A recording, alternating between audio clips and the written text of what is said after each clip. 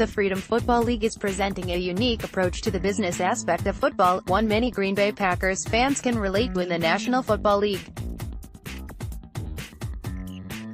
The Packers have been a publicly owned, non-profit corporation since August 18, 1923, when original articles of incorporation were filed with Wisconsin's Secretary of State. Basically, the organization has been kept viable by its shareholders, the fans of one of the longest-running organizations in American sports.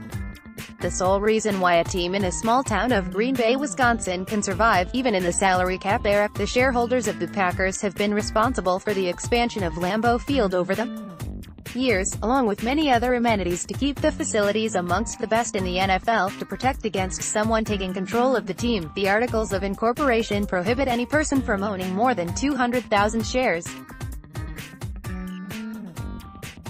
The Packers are different than 31 other NFL teams that have over $100 million of annual profits per team per year. This ownership schism creates an exploitative dynamic between ownership and the players and coaches, neglects the long-term health and well-being of the players, and gouges the fans with outrageous ticket prices. In the Freedom Football League, fans will have the opportunity to buy stock in the team, just like the Packers. In an exclusive interview with 247 Sports, Jeff Garcia, general manager of the San Diego Warriors, shows the fans their investment in a Freedom Football League franchise will profit as the league grows. In anticipation of its 2020 launch, it will be similar. They will have an opportunity with revenue share when the dollars start to perform, and consistency is there. Obviously, the sponsorships are jumping on board, the TV contracts, and all those areas where there are ways to make money for organizations. Our fans will definitely be rewarded in that sort of way if they have ownership, Garcia said. They will have a voice on our board, so there will be a representative from the fans, there will be a representative from the players, there will be a representative from the major investors. We're taking on major investors as well, and those investors, the credited investors, have the opportunity for larger investment, larger ownership, but we will not have anybody that will own more than half the franchise, and I think that's key, that's important. I think it creates a loyalty opportunity. It creates an opportunity for them to not be just fans of the game, but they actually have a piece of the pie and have a voice representing them.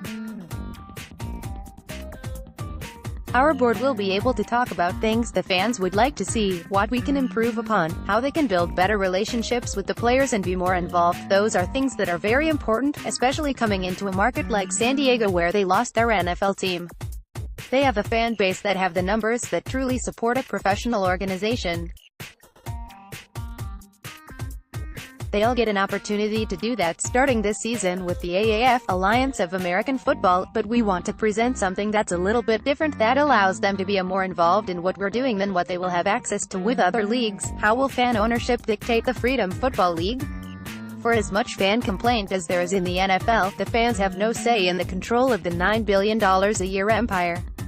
The New Orleans Saints lost a Super Bowl berth in part due to a bad call on the field that caused fan complaints for over a week. Likely the NFL will do nothing, banking on the problem to die down and fade into non-existence. If anything, minimal changes will occur. Fans having a stake in the Freedom Football League won't control the rules of the game, but they will certainly have an influence in making the game better.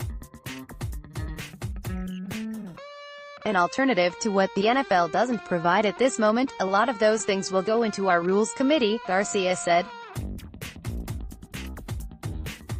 As much as it's going to be football, we don't want to take away from the value of what football is.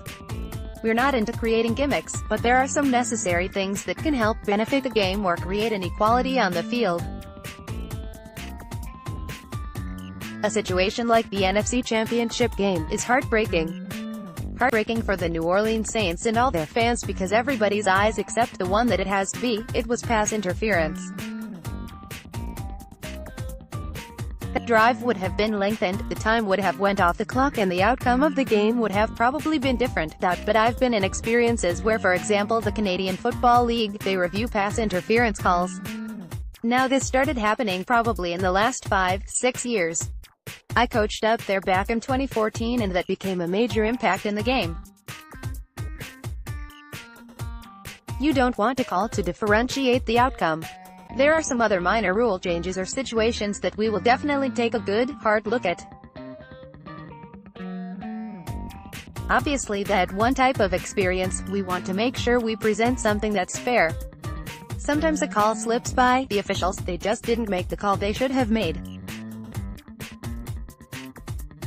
If we can, without interrupting the game too much, if we can solidify a better outcome, then yes, absolutely we want to be able to do that. The Freedom Football League is allowing the fans to have a voice, which is what plenty of football fans want at the end of the day. Part 2 of 247 Sports exclusive interview with Jeff Garcia on the Freedom Football League and their anticipated 2020 debut. The series will include fan ownership, eligibility and the growth of the league going forward in a country desperate for more football year-round.